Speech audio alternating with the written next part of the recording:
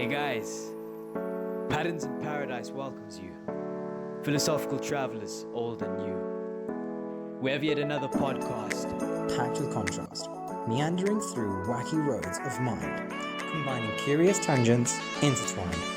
I'm Reggie. And I am Monk. Enjoy. Action. Recording in progress. We have arrived now at the third episode of Patterns in Paradise, the long-awaited episode with our man Fred, Russell Mitchel. Welcome, my brother. I'm so pleased to have you on. It's awesome. We've been waiting for this moment for so long. Tell me about it. Certainly long awaited. We've had many of these conversations before. Many that couldn't be recorded. Exactly. Some that we were just spontaneously actually just calling each other. I mean, how long was that call we had the other day? 4 hours of however many topics. It was ridiculous. It was brilliant. If we could have recorded that, that would have been an awesome 4-part series or something. But yeah, no, it's wicked to actually finally have this recorded and set for the next podcast. Seems to be a fascinating, how would I call it, a trend as such, that with certain people, one has the ability to tail off into hour-long conversations about every topic under the sun. And it seems like the topic of today's discussion, habits, particularly the smaller habits, could play very, very interestingly into habits of speaking, habits of listening, and habits of conversing with others to lead to more fulfilled relationships. The example being of making a habit of weekly chats, which we appreciate. Suddenly, if every week we have a profound, even 1 hour conversation, let alone a 4 hour conversation with someone close to us we trust and can seek guidance and an emotional support. And linking into the last podcast with Pash, what we were saying, the importance of emotional support.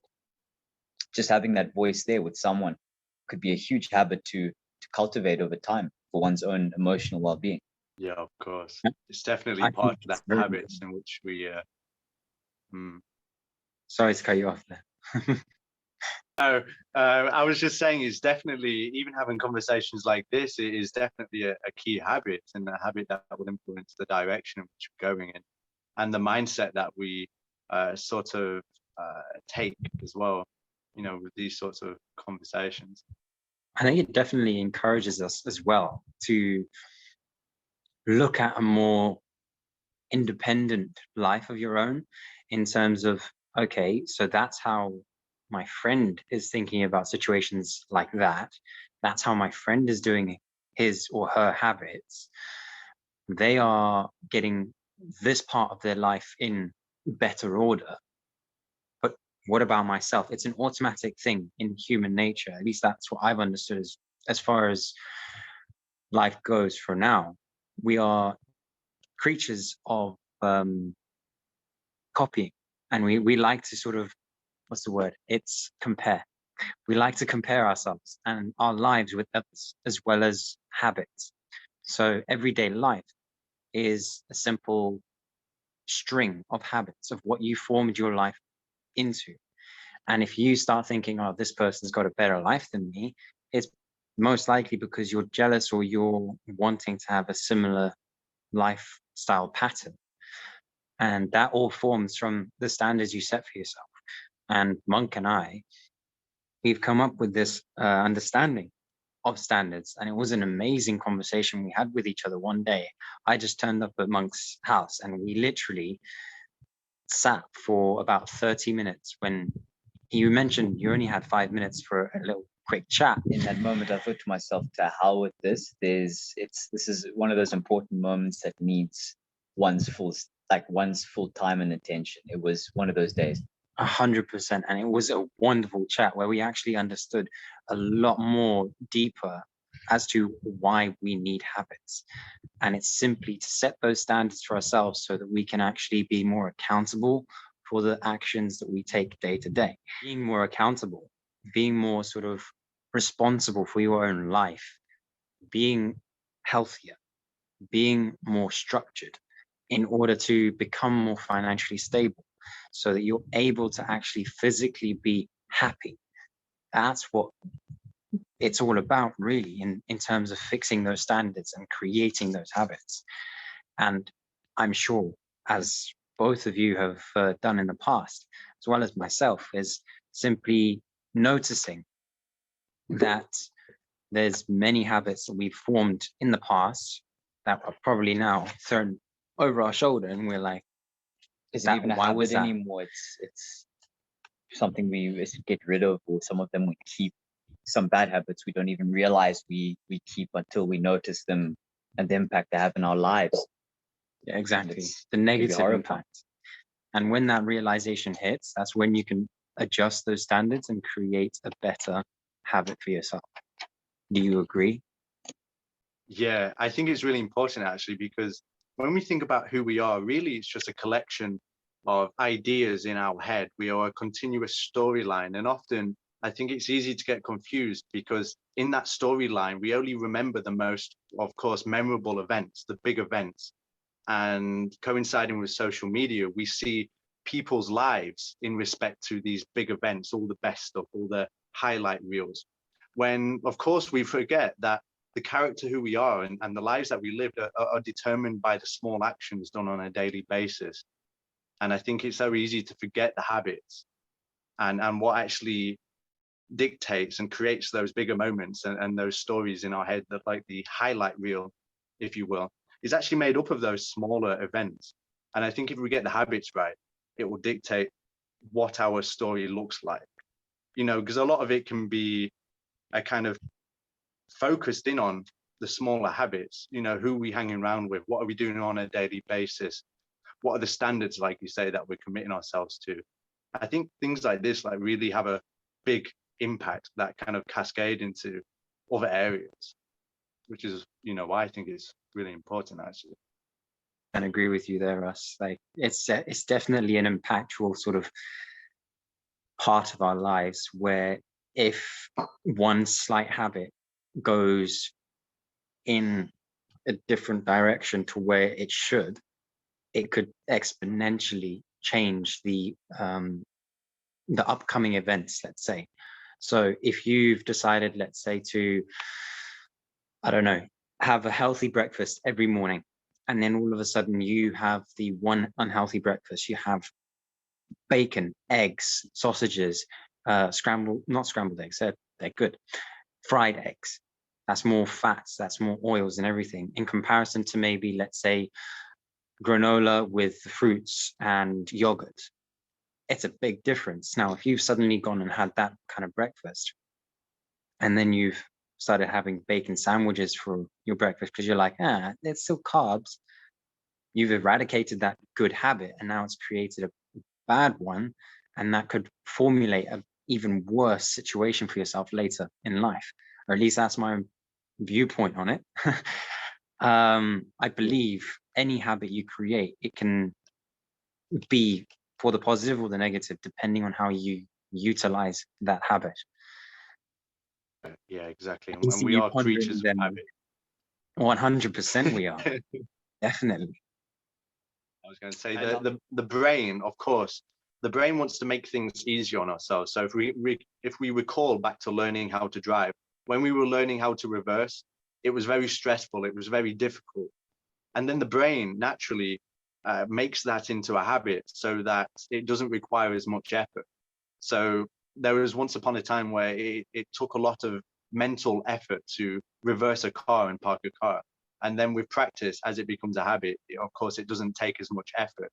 And it's so important because once you consolidate these good habits, you don't need to exert willpower, and it has the same effect. So when you do develop these good habits, although it may be difficult at the start, just as it's difficult to change a bad habit, when you consolidate it, whether it's a good or a bad habit, you don't notice it's there, which is why bad habits are hard to change, but why good habits, once you made an effort to actually implement it and got through that hard stage, you won't notice that you're doing them. They're just there. That's the idealistic part of it, is to create that habit so well that you end up forgetting that you're even doing it. And in that case, those are the best habits to do and to create, because they've eradicated that thought process of I need to do this. Instead of thinking I need to do that today, it's I did that already. And that's when you know that that habit has reached, let's say, the habitual stage where it literally is becoming day-to-day life. Go on. How often does one find that we get so caught up in the planning stage of whatever we would want to get up to in terms of attempting to think through our particular problems, in attempting to plan out our goals, strategies for success and whatnot? How often is it that we, at least in my own case, I'm speaking from my own experience, we tend to get so caught up in trying to find out what is the one thing that I could do that would have most of the impact on my life, as far as maybe meta skills go, some kind of meta habit to form and develop, which would be, oh, this is the best thing that I could possibly do for my life. For example, is it being more aware of oneself? Is it focus? Is it possibly developing patience and humility? Is it focusing on diet first? Is it upgrading your brain first? What is the first habit to try and make that will lead to the easier time going about creating future habits in the future? As stated, James Clear in his book Atomic Habits, a superpower that he believes an individual, and for that matter, then a collective in an organization, a family, possibly even a nation, if we expand it out that large, it could possibly develop, is the ability to understand how habits are formed and the skill of habit forming and habit eradication if there is a negative habit in one's life.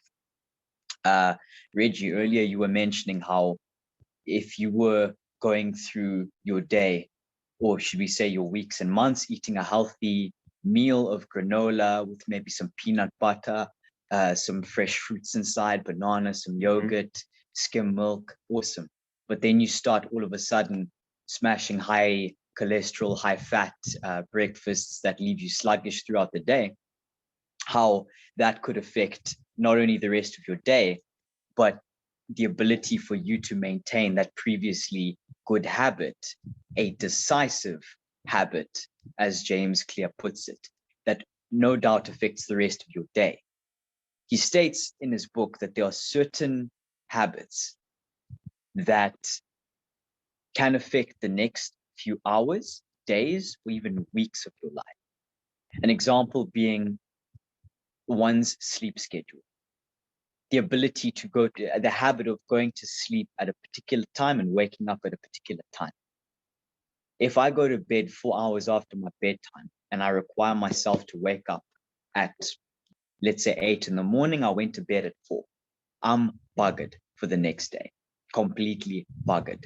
My performance, my hormones, my immune system's ability to fight off disease, my digestion, as well as my productivity, and the likelihood of me being able to still jump back on the bandwagon that week and get on with the rest of my activities would be severely damaged. So thus we see the importance of something like habit forming. What's you gents' thought on maybe habit forming as being one of the first pillars to success, is understanding our habits over and above any other conduct or work in progress that we could possibly work at as far as personal growth goes? Habit forming. I'll wait to hear Reggie's thoughts on this, and then I'll build on that. Brilliant. Okay, well, I do love the sort of the idea that habits will create that initial pillar to success, because if you don't create yourself the right standards and habits in order to find yourself accountable for the certain actions you've set yourself out to do, like let's say, for example, your hobby is a side stream for more money. If you don't put that hobby at least half an hour to maybe an hour a day, or even every 3 days, like gym work, let's say. That can be another thing, another hobby that you're doing. So when you're doing your gym, maybe afterwards or even before you go to the gym, you do half an hour of your project or your new platform that you want to create to bring in a secondary income.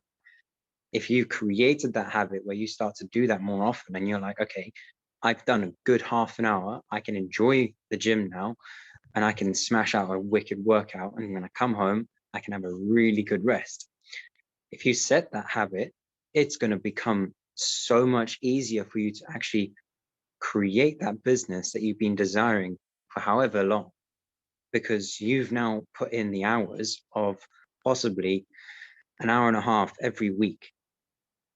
Now, I'm not a mathematician, but that's quite a good amount of time over even a 3-month period, right? That's a good, Would that be 12 nearly, hours over the course of 3 months at least? more than. It'll be nearly Surely. 15 hours. I think, no, not 15. At least at a 14. very minimum, it My would be maths is far terrible. more. Lots. Yeah, at the very minimum, it's the point still made there, Reg. It's we seem to underestimate just the effect of small gains over a period of time. I mean, Jordan Peterson himself says It's 18 hours. 18 Sorry. hours, eh? So how often Very does, good. I mean, he mentions in one of his lectures how we think to ourselves, the little things that we do each day are 2 minutes here, brushing teeth, 4 minutes there, doing something else, a minute making the bed. They don't matter. No, he says anything we do every day for years matters more than anything else, because that's an inherent part of our lives. 100%. And that's why I believe the whole habitual part of our lives, it does derive from one of the main pillars of success. And again, building on your point there, Monk, is that Dr. Chatterjee, when I first started understanding podcasts, he was the first person I actually started listening to. And it was actually when I got my third tattoo. And I was trying to think of something basically to get my mind off the ink basically going into my skin. And it was a podcast about doing 5 minutes of meditation, dancing, and stretching, or something else. So mind, body, soul. Basically 3 activities that you do 5 minutes a day, every day. And it creates a completely sort of new persona for yourself. You start to develop a completely new characteristic. You become so much more responsible, so much more sort of aware of who you are and what you're doing, because you're spending that time to meditate for yourself. You're also keeping yourself active and you're keeping yourself centered. So you're looking after every part of your body that is very important, your body, your mind, and your soul. And that is very, very important. Now, once you've looked after those with your habits, it's going to be a very, very strong pillar. Sorry, my voice is a bit shaky because I'm a little bit cold. And those pillars would be very, very strong for your success that you will inevitably come to. At least that's my understanding from that. And like you said, you wanted to build on that point. I don't know. Yeah, I think that's definitely right. I think there's a sort of a law to videos and such. You know, you always see the popular videos on my morning routine, my productive day, the day in life, and because it all displays sort of routine and habit. And I think the world and our daily activities are quite uncertain. Life can be very difficult. We never know what's going on, and it serves as a foundation, having a routine to fall back on. And especially George alluded to sleeping patterns earlier. Like it's critical for the circadian rhythm. The easiest way to exercise any kind of discipline or routine or positive habit is simply to go to bed and wake up at the same time, because it's so easy to be flippant with these things and then wonder why the rest of your habit and the rest of your days are getting thrown out of order. You know, so starting off with even the smallest things, which is why I think morning routines are really popular, because it really does set the tone for the rest of the day. And then George also alluded to a similar thing by saying that we should question our habits, and understanding our habits is also crucial on a deeper level, because if we were to analyze ourselves from a third perspective in terms of our habits, what would that tell us about a person or tell us about ourselves? Because often we probably don't even know what our habits are telling us. And this is one of the ideas that Socrates promoted, and with the idea of know thyself, his habits is being one of them. Where do they come from? What is it that triggers, because you have the trigger and the routine and the reward. What is it that's triggering you, and why do you follow that particular routine, and what reward is it you're trying to derive from that trigger? And noticing what that is important for changing these habits.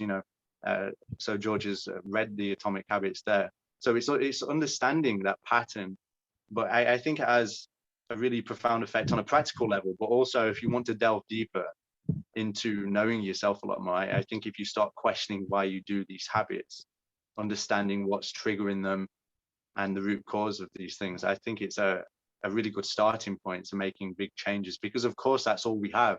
All we have are these little routines and stuff. Our life isn't as glamorized as it's pictured. It's serious. Our life is composed of brushing our teeth, going for a walk, going to get groceries, doing all of these mundane tasks, making a coffee. We are our routines essentially. So I think there's a lot to it. I'll give a little quick example going on your point there, Russ, is that a simple thing is smoking. I had a pretty bad habit where I was getting into sort of situations I found maybe a little bit difficult to deal with, and I was having a cigarette, and it became a habit to even have a cigarette with a coffee even.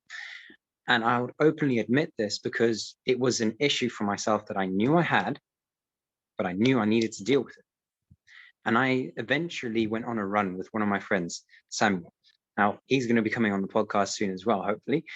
Good old Sam. And we were actually running in the mountains of RADIOPUBLIC.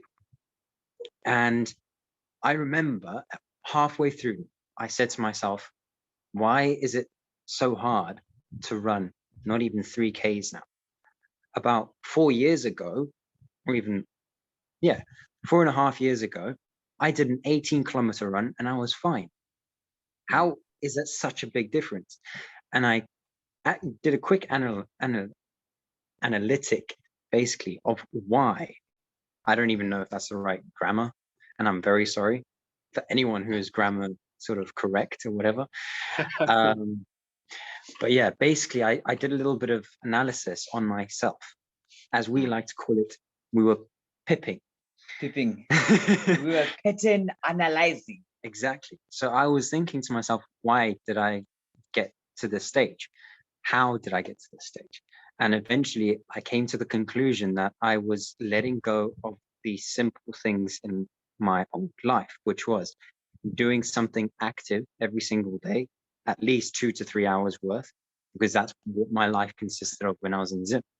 Since I've been in Cyprus, I haven't been very active physically. In terms of being active with my days, that's very different. Physically though, running around the house, maybe running outside, throwing a ball, catching it, going into the fields, I don't know, doing random activities that I was physically actually doing something was a part of my daily routine in Zimbabwe. But since being in Cyprus, it's like that has been restricted from myself because it's not available for me to do.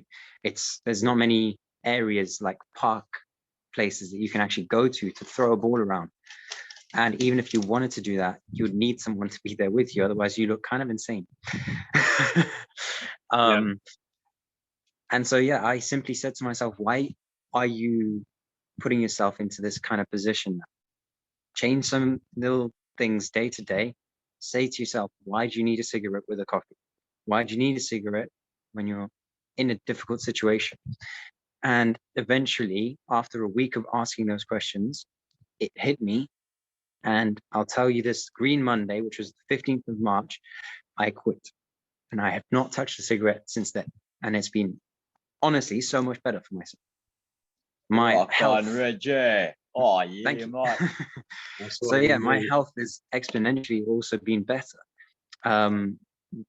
Teeth, for example, you know that when you're smoking, your teeth go yellow, your fingertips, your breath smells, your hair smells, things like that. Simple, small things make a difference.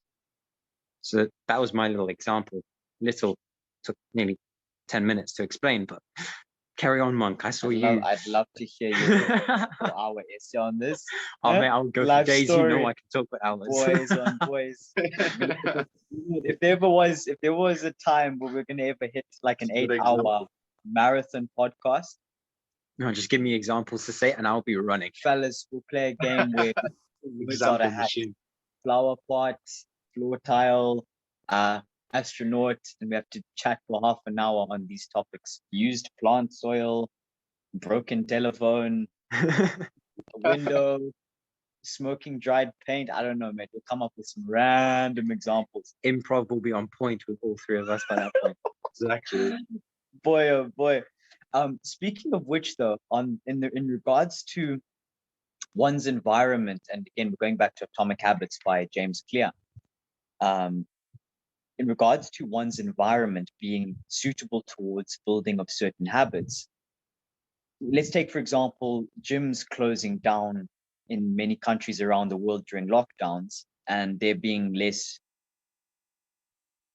chance for people to meet up with fellow gym goers or fellow joggers, or maybe people within the community that shared similar interests, similar values, similar hobbies. Once upon a time, you'd have a gym buddy to keep yourself accountable. But then now you're supposed to gym at home.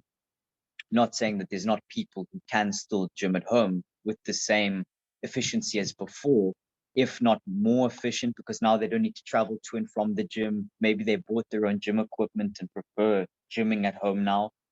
But there's other people who, as far as the discipline goes, relied upon in many ways, and myself included, having other people within a social group who were also participating in the gym going activity, and keep each other accountable, making sure you don't miss workouts or finish early. Take a game like cricket, for example.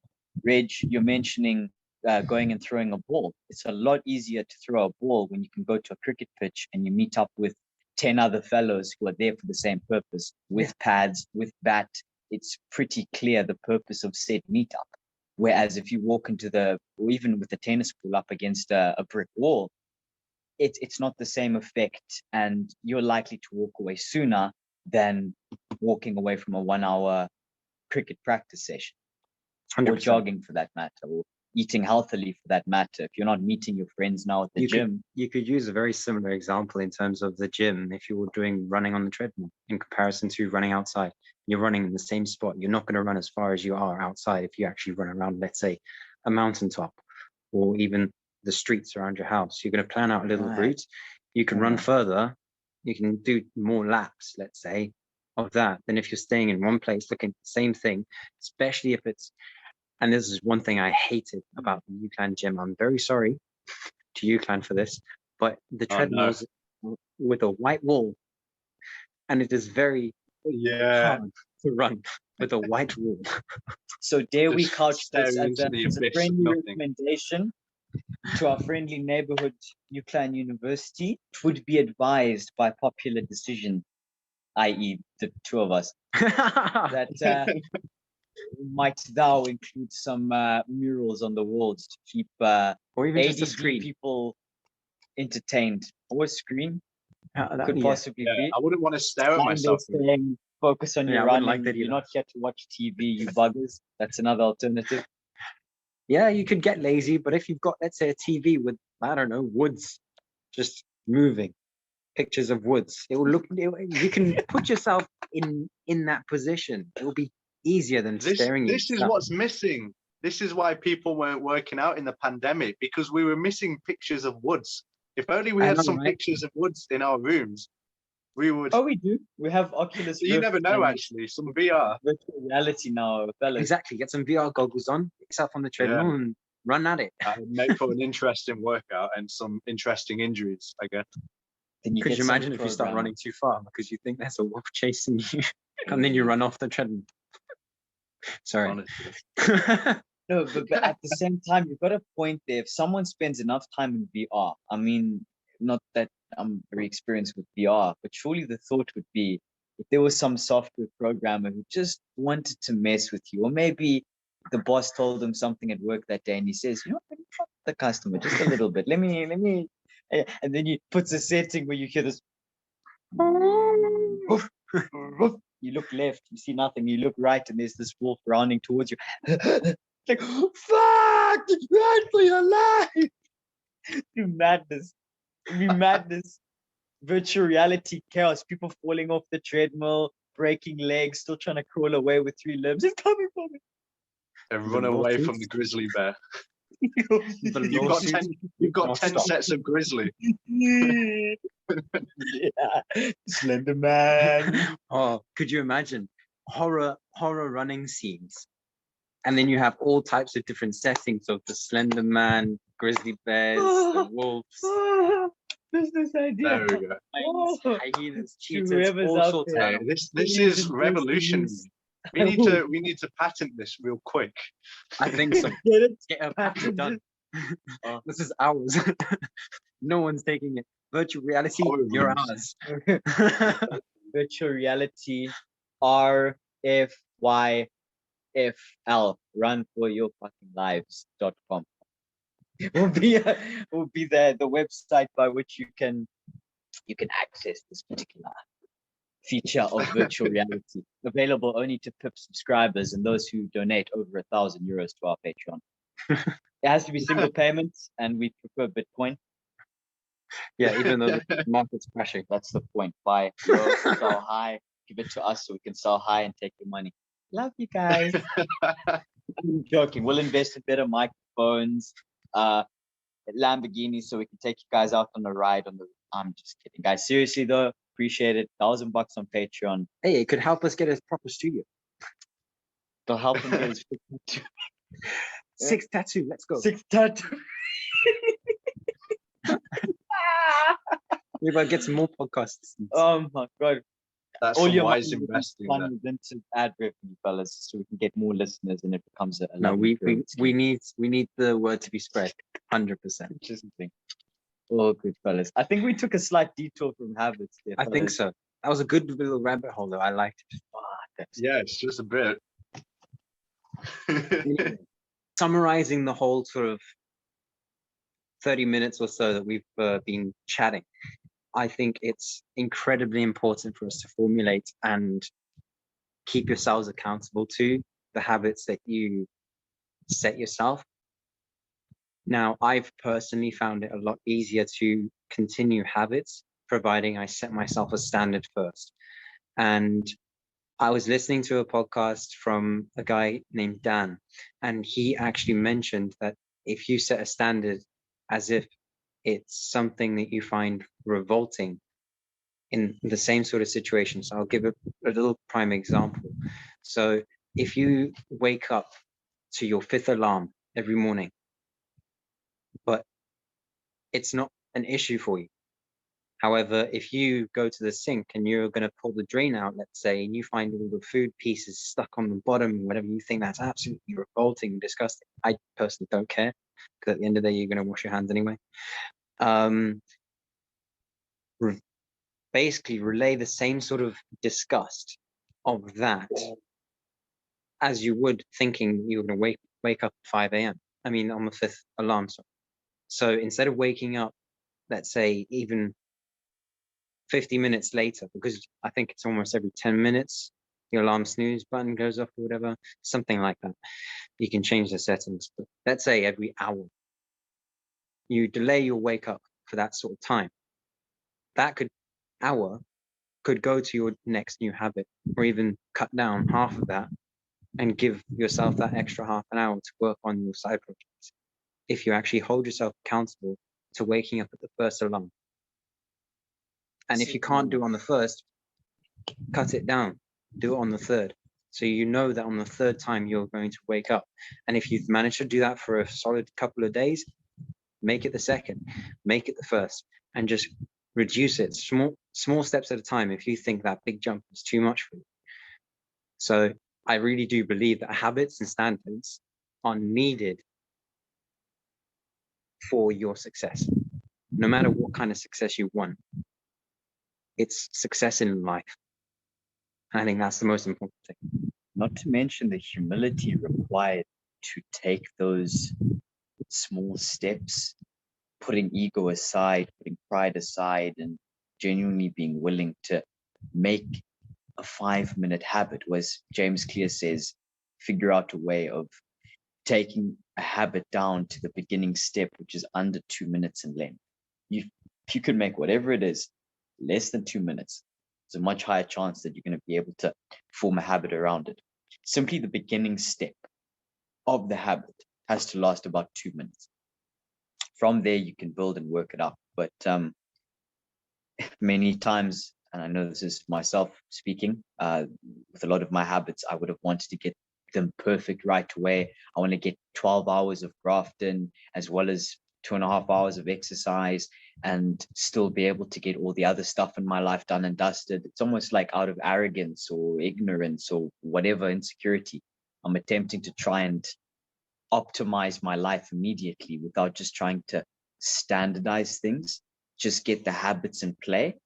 And if we're really going to play the long game, where we're willing to work for the long run, the next 10, 20, 30, 40, 50 years, if not longer, then why not first develop the humility to say, you know what, I'm a bumbling idiot, not as a limiting belief and saying thoughts that will get your subconscious thinking badly, but genuinely accepting and saying, look, I'm not idiot is the wrong word, but rather saying, I am not yet at the stage where I want to be. However, I can improve. How do I improve at a rate that is adequate for long run growth, but at the same time still challenges me in the short run? And go at it with humility, fellas. Especially Monk, humility. Yeah, I think humility is definitely important. Definitely important. I suppose we can all identify our shortcomings in regards to these habits. You know, for myself, maybe similar to yourself, I was always looking for the most optimal thing, trying to optimize my daily routine, optimize my habit, and it actually inhibited me from doing anything, because I tried something for like 5 minutes and I thought, oh, I'm not seeing results. So I tried this and then that, and ultimately it just stopped me from being consistent. You know, because we're always trying to find the perfect thing. And I guess people do this with anything. You know, people do it for weight loss or anything, success. What's the next business to start? No, I should be doing drop shipping. No, I shouldn't. I should be doing crypto. No, I need to be doing Amazon. I need to be doing this. And then, you know, whereas if you just picked one discipline and was consistent with it, you would see success with that. But yeah, I myself, you know, have the humility, I suppose, to accept it, because it's shiny object syndrome, isn't it? Just seeing the next best thing and jumping from one lily pad to the other. And I think, yeah, I think it's common though, isn't it? Especially when we bullshit ourselves into thinking that we don't have shiny object syndrome on the surface, telling ourselves, oh, I'm just going to focus on one thing, and I promise I'm just going to try push that until I get successful. I'm not going to focus on shiny object syndrome. But then what replaces it? When we have nothing to replace that in terms of another option, we would go to something like procrastination. So let's say within the category of, let's say, e-commerce, let's say I decided, oh, I'm going to do affiliate marketing. Cool. Once I've made that commitment and the decision, from there, even though it's, oh, I promised myself I'm going to do affiliate marketing, that's where your brain starts saying, right, what other distractions can I put in play that will stop Monk from feeling the negative emotions of feeling like an absolute dimwit starting off at affiliate marketing? Because obviously, let's say I'm new to it, so I'm not going to be the best at it. It's going to be uncomfortable. It's going to challenge my ego. So how can I then quell the discomfort by distracting myself, by getting inattentive, by doing something else that gives me a sense of temporary release, but just compounds the whole issue? And fellas, this podcast, quite frankly, should be 3.5 hours long, but due to, we wouldn't call them technical difficulties, we'll call them lessons in running a podcast practically. Yes. We've only been able to get 35 minutes in. Yo, Yeah. Russell Fred Mitchel, do you have any closing comments for us in regards to the topics at hand? Closing comments. I wish I could offer something profound, but I wouldn't want to lend that idea to looking for the next best thing. So the only thing I would add to that is check your habits, and success is found in some of the more mundane tasks which we overlook. Grunt work. Reg, yourself, anything? I would like to leave it as success comes to those who are consistent with their habits or standards. As simple as that. The consistency to those simple tasks is key. To all you curious Katies out there and hopeful Harrys, and all you dear people who are looking for possibly the newest shiny thing or the newest trend to go after, let's take a moment and just remember that sometimes it's not sometimes it's not a case of looking outside ourselves, but often a case of looking inside ourselves and asking ourselves, what can we do differently today so that we can learn from yesterday to make a better tomorrow. This has been Patterns in Paradise. My man Reg, this has been Monk, and our beloved guest Russell Fred Mitchel. Long awaited podcast. Awesome having you on, bro. And we look forward to many more. Guys, take care. In addition, follow our man Russ on his YouTube page, Russell Mitchel, as well as his Instagram page, which he occasionally follows, but nonetheless, you will see the most gorgeous nipple slips at Vegan Gains. That Vegan Gains, and his YouTube page is Russell Mitchel. Link will be in Instagram posts, Facebook posts, and we will also be putting up links in the YouTube video. Guys, thank you very much for listening and watching. Cheers, everyone. Have a wicked day, afternoon, month, year, whatever it is for you. Good day and good habits. If you ever wanted to start a podcast but didn't know where to get started, didn't know how to get started, or were intimidated by the whole process of recording, editing, synchronizing, and creating your own podcast from scratch, let alone marketing it and then running analytics, then look no further. Anchor is the premium podcasting platform out there, directly connected to Spotify, and they will directly market and distribute your podcast for you to outlets such as Apple Podcasts, Google Podcasts, Breaker, RadioPublic, POCKETCASTS, and many other different outlets for free. There are creation tools that allow you to record and create your podcast right from your phone or computer. Right from your phone or computer. With a simple, easy-to-use display that allows you to go from idea stage to recording to publishing in as little time as humanly possible, while teaching you the essential basic skills needed to host, run, and evaluate your own podcast. You can make money from your podcast with no minimum listenership. Everything you need to make a podcast in one place. Download the free Anchor app or go to anchor.fm to get started. I repeat, anchor.fm to get started.